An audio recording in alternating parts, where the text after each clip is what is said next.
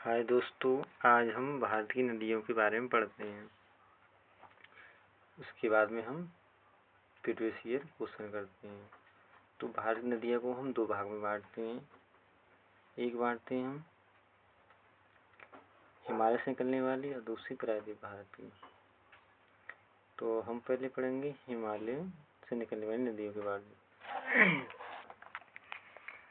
तो हिमालय से तीन नदियाँ, एक ब्रह्मपुत्र नदी तंत्र, एक सिंधु नदी तंत्र, एक ब्रह्मपुत्र नदी, एक गंगा। ये तीन नदियाँ जो हिमालय से निकली हैं इनके बारे में हम पढ़ते हैं। ये वाली अपना हिंदी सिंधु नदी का परितंत्र हो गया, और ये ब्रह्मपुत्र नदी का हो गया, ये गंगा नदी का हो गया।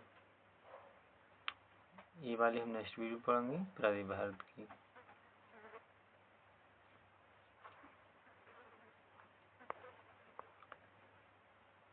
सबसे पहले हम सिंधु नदी परितंत्र के बारे में पढ़ते हैं। तो सिंधु नदी परितंत्र जल को लेकर भारत में पाकिस्तान के बीच 1960 ईस्वी में एक जल समझौता हुआ था। इसे इंदु रिवर ट्रीटी कहते हैं। इस संधि पर भारत के तत्कालीन प्रधानमंत्री जवाहरलाल नेहरू और पाकिस्तान के तत्कालीन राष्ट्रपति अयूब खान के किया था। भारत के प्रधानमंत्री और पाकिस्तान के थे राष्ट्रपति, इन दोनों ने मिलकर समझौता किया था। जो कि 6 नदियाँ हैं इसमें। तो 3 नदी पाकिस्तान के पाले में गई थी और 3 भारत के पाले में गई थी।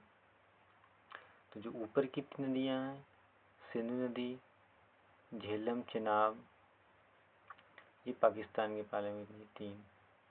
और नीचे की 3 रावी, ब्यास और सतलुज, ये भारत के अंदर आई थी। इसमें से सिंधु नदी जो है वो मानसरोवर झील से निकलती है, और झेलम, चेनाब, रावी, ब्यास, सतलुज जिसकी सहायक नदियाँ हैं।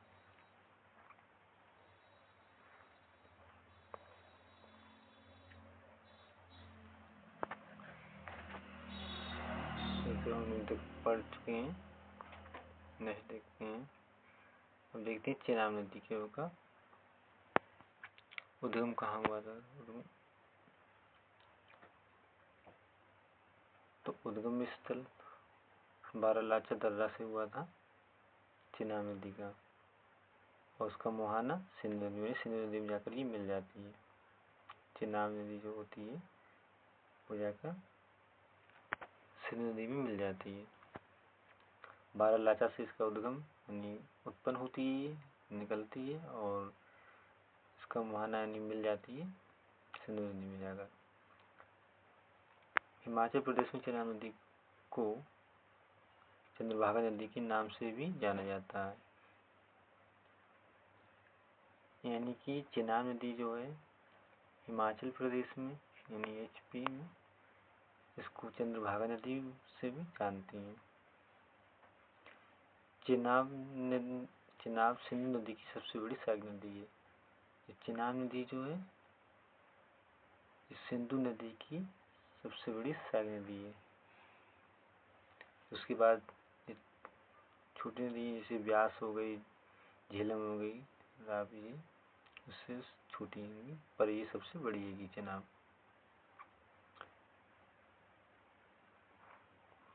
आगे पढ़ते हैं। तो हमने देख लिया है। और चंद्रभागा नदी जिसको हम चेनाब नदी बोलते हैं, वो चंद्र और भागा दोनों के मिलने पर इस पॉइंट पे चंद्रभागा नदी नाम पड़ जाता है। यानी 2 नदियों का संगम होता है, एक चंद्र का, एक भागा का। जैसे चंद्रभागा नदी भी नाम से बोलो, चेनाब नदी भी इसको नाम से भी जानते हैं।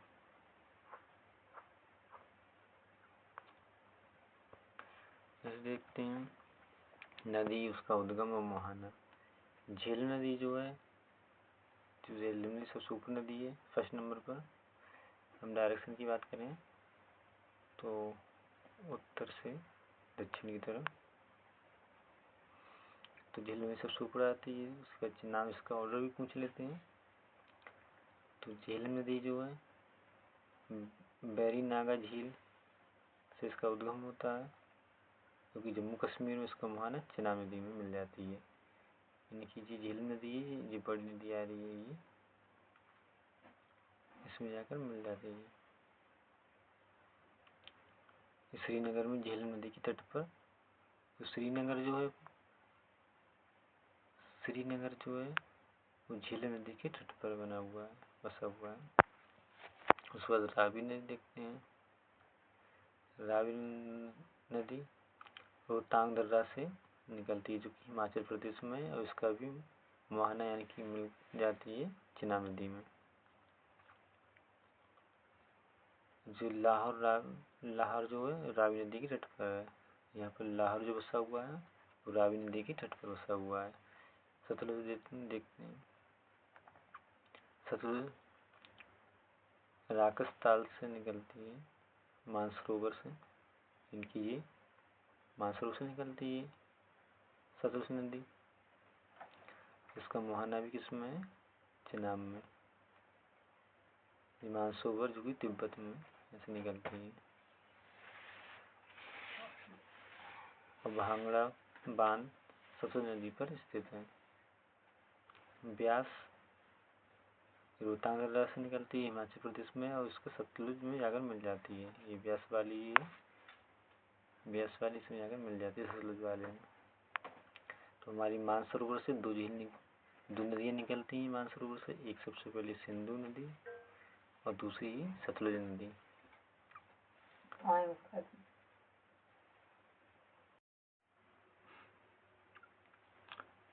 पंजाब के हरी के क्षेत्र में सतलुज नदी और ब्यास नदी का संगम होता है। यानी कि ये सतलुज नदी और ब्यास नदी का संगम यहाँ पर होता है, तो पंजाब में हरी के क्षेत्र में होता है। यहीं से इंदिरा गांधी नहर निकलती है।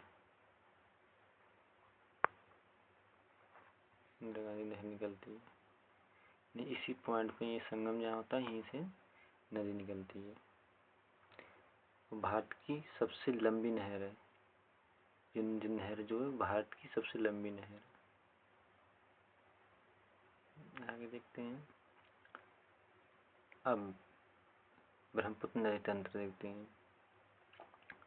ब्रह्मपुत्र नदी भी तिब्बत के मानसरोवर से निकलती है, मानसरोवर के पास से निकलती है। यह नदी 3 देशों में से गुजरती है। सबसे पहले चीन, भारत, उसके बाद बांग्लादेश में। ब्रह्मपुत्र की कुल लंबाई 2900 किलोमीटर है और भारत में इसकी लंबाई 916 किलोमीटर है।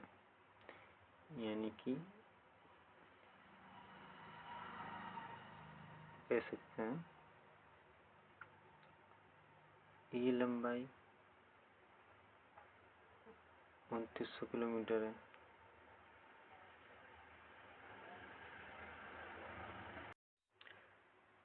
ब्रह्मपुत्र की कुल लंबाई यहाँ से यहाँ तक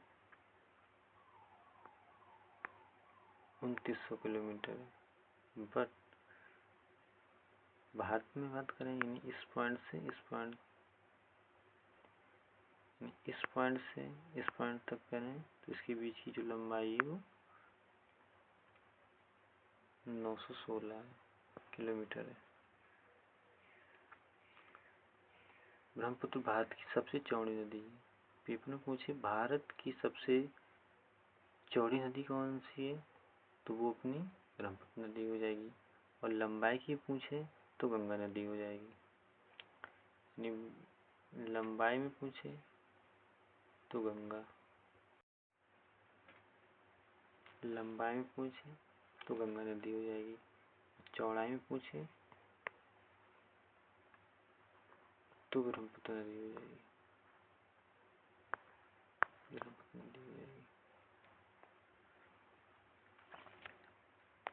अब इसके ब्रह्मपुत्र नदी के नाम है, कई नाम से इसको जानते हैं। जैसे तिब्बत में यालुंग सांगपो बोलते हैं, अरुणाचल प्रदेश में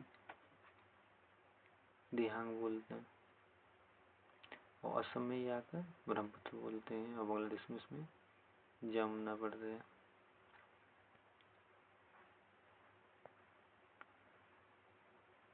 ब्रह्मपुत्र की सहायक नदियाँ, ब्रह्मपुत्र की सहायक नदियाँ इधर से आती है मानसरोवर से ये होते हुए, तो इधर एंटर करती है, तो इसकी डायरेक्शन ऐसे हो गई, तो ये लेफ्ट हो गया, ये राइट हो गया। जैसे कि हम सामने से देखते हैं अपने, तो अपना ये लेफ्ट हो गया, ये वाला राइट हो गया। इसे ऊपर से नीचे देखें इधर से, तो अपना ये राइट हो जाएगा, ये लेफ्ट हो जाएगा। सिर्फ ये राइट हो गया, इसकी डायरेक्शन इधर है, तो ये राइट हो गया, लेफ्ट हो गया। यानी ये बाएं हाथ की तरफ, ये बाएं हाथ की तरफ हो गई, इधर ये सीधे हाथ की तरफ हो गई। इधर से सबसे पहले ऊपर से नीचे क्रम देखते हैं इनका। छोटे एग्जाम की तैयारी करते हैं तो इसकी सहायक नदी के नाम से पूछ लेते हैं कि कौन इसकी सहायक नदी है, बट इसमें बड़े इंटरेस्ट के एग्जाम करते हैं, इसके ऑर्डर भी पूछ सकता है कि ऊपर से नीचे जाने पर कौन सी है। तो इसकी सहायक नदी हो गई दिबांग, लोहिता, इसको हम खून नदी भी बोलते हैं। उसके बाद धनसिरी, कोपली नदी, ये अपनी हो गई लेफ्ट साइड की। इसको ऐसे याद कर सकते हैं अपने, ऐसे याद कर सकते हैं, दिल यानी कि दिस हो गई दिवांग, एल ला से हो गई लोहित, और इसको वो पढ़ सकते हैं ढक, दिल धक। तो धा से होगी धनसिरी, और का से होगी कोपली। इससे रुका है राइट साइड की देखते हैं, जैसे कि सुबानसिरी, मानस, संकोचिस्ता। दुनिया की सबसे बड़ा नदी द्वीप जो है माजुली ब्रह्मपुत्र नदी पर स्थित, जो कि असम में है। इस पॉइंट पर मानसरोवर है, मानस जो है माइनस असम में पड़ता है। इसमें एक माइनस राष्ट्रीय अभयारण्य भी है यहीं पर, और यहीं पर नदी द्वीप सबसे बड़ा, जो दुनिया का सबसे बड़ा नदी द्वीप है, इसको हम माजुली के नाम से जानते हैं। अब हम प्रीवियस ईयर क्वेश्चन करते हैं। सिंधु नदी का उद्गम स्थल कौन सा है? तो मानसरोवर झील है, मानसरोवर झील है, इराकस्ताल है, वारलाचा है, वेरीनाग है। तो इसका सही आंसर हो जाएगा मानसरोवर झील, मानसरोवर झील हो जाएगा। सेकंड क्वेश्चन देखते हैं, तिब्बत की मानसरोवर झील से कौन सी नदी निकलती है? तो इसका हो जाएगा सिंधु नदी निकलती है, कि सतलुज नदी निकलती है, कि ब्रह्मपुत्र नदी निकलती है, कि इनमें से सभी। तो हमने पढ़ा है कि मानसरोवर से सिंधु नदी भी निकलती है, सतलुज नदी भी निकलती है। जैसे सबसे ऊपर हमने पढ़ा था सिंधु नदी के परितंत्र में, और ये सिंधु नदी भी निकलती है मानसरोवर से, और इधर से सबसे नीचे सतलुज भी निकलती है, और तीसरी इधर ब्रह्मपुत्र नदी बन जाती है। तो ये तीन नदी निकलती है, तो इसका आंसर हो जाएगा इनमें से सभी। सिंधु नदी जल, नेक्स्ट क्वेश्चन देखते हैं, सिंधु नदी जल समझौता के अनुसार कौन सी नदी पाकिस्तान द्वारा शासित नहीं है? यानी कि जो समझौता हुआ था पाकिस्तान के साथ, तो कौन सी नदी है उसके अंडर में नहीं आती है? सिंधु नदी, ऑप्शन चुनाव, झेलम, रावी। तो अपना सही आंसर हो जाएगा रावी, क्योंकि ऊपर की 3 नदी उसके अंडर में जाती है पाकिस्तान की। सिंधु नदी हो गई,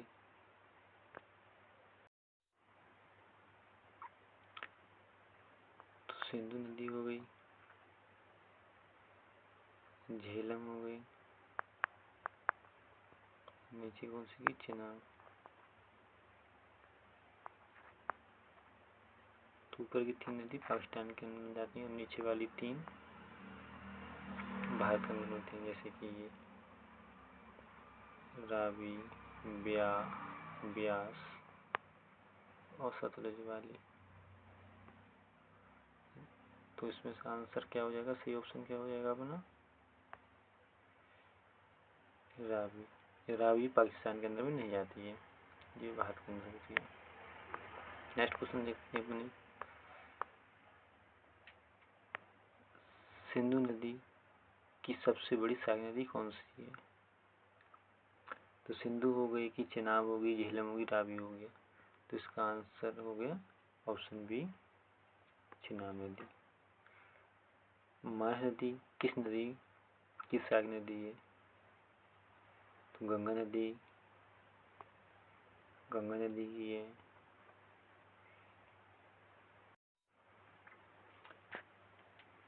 मानस नदी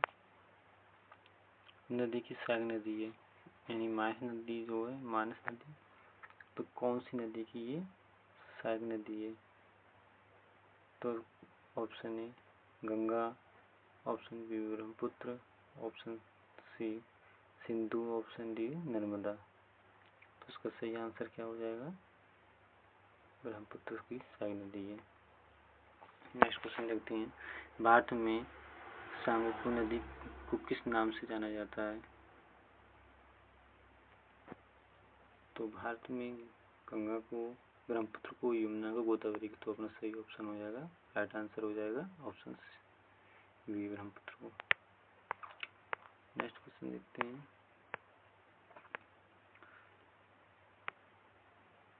रावी नदी का उद्गम स्थल कौन सा है। तो रोहतांग दर्रा है कि मानसरोवर झील है कि बारालाचा दर्रा है कि चोलामू झील है। रावी नदी का उद्गम स्थल कौन सा है। रोहतांग दर्रा है कि मानसरोवर झील है कि बारालाचा है कि चोलामू झील है। तो इसका राइट आंसर हो जाएगा रोहतांग दर्रा। नेक्स्ट क्वेश्चन देखते हैं, अरुणाचल प्रदेश में प्रवेश करने के बाद ब्रह्मपुत्र नदी को किस नाम से जाना जाता है। अरुणाचल प्रदेश में नीचे करना, अरुणाचल प्रदेश में किस नाम से इसको जानते हैं। तो आंसर है देहांग, लोहित, ब्रह्मपुत्र, सांगपू। जब प्रवेश करती है तो किस नाम से जानते हैं, देहांग नदी के नाम से जानते हैं। नेक्स्ट क्वेश्चन देखते हैं, हिमाचल प्रदेश में चंद्रभागा किस नदी को कहते हैं।